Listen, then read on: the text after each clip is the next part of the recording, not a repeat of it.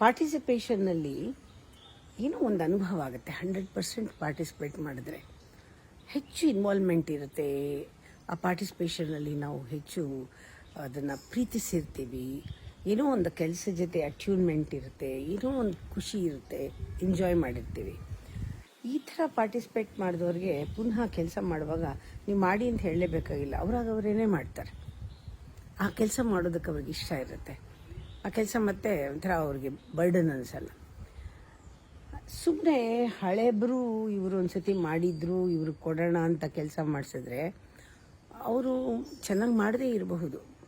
ಬರೀ ಹಳೆಬ್ರು ಇವರು ಒಂದು ಸತಿ ಮಾಡಿದ್ರು, ಮಾಡಲಿ ಅಂತ ಎಷ್ಟೋ ಸತಿ ಮಾಡಲ್ಲ. ಅದರ ಬದಲು ಹೊಸಬರು ಕೊಟ್ಟು ಪರೀಕ್ಷೆ ಮಾಡೋದು ಒಳ್ಳೆಯದು. ಅದಕ್ಕೆ ಯಾವಾಗಲಾದ್ರು ಆಫೀಸ್ಗಳಲ್ಲೂ ಅಷ್ಟೇ ಇಂಟರ್ವ್ಯೂ ಮಾಡುವಾಗ ನಿನ್ನ ಎಕ್ಸ್ಪೀರಿಯನ್ಸ್ ಏನು ಅಂತ ಕೇಳೋ ಬದಲು ಅವ್ರ ಕೆಪಾಸಿಟಿಯನ್ನು ನೋಡೋಕ್ಕೆ ಒಂದು ಪರೀಕ್ಷೆ ಕೊಟ್ಬಿಟ್ರೆ ಸಾಕು, ನಮಗೆ ಗೊತ್ತಾಗೋಗುತ್ತೆ ಅವ್ರ ಕೆಪಾಸಿಟಿ ಏನು, ಅವ್ರು ಹೇಗೆ ಮಾಡ್ತಾರೆ ಅಂತ, ಇನ್ವಾಲ್ವ್ಮೆಂಟ್ ಎಷ್ಟಿರುತ್ತೆ ಅಂತ. ಖಂಡಿತ ಅವ್ರ ಎಬಿಲಿಟಿ ಹೊರಗಡೆ ಬರೋದು ಯಾವಾಗ ಅಂದರೆ ಪರೀಕ್ಷೆ ಮಾಡಿದಾಗ ಅವ್ರು ಇಷ್ಟು ಇನ್ವಾಲ್ವ್ ಮಾಡೋಕ್ಕೆ ಅವ್ರಿಗೆ ಎಬಿಲಿಟಿ ಇದೆ ಅಂತ.